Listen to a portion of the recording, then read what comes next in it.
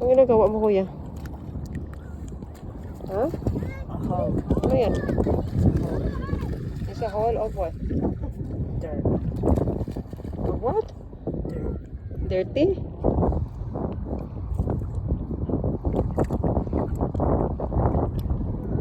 Oh, the water is ano now?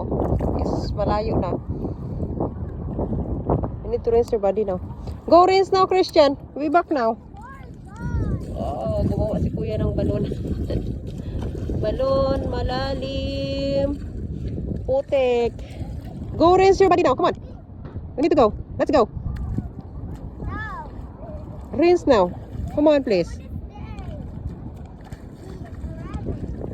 Balik na kami kasi si Daddy hindi makapasok sa bahay. At walang susi. Okay, let's go na. Let's go. Rinse your body.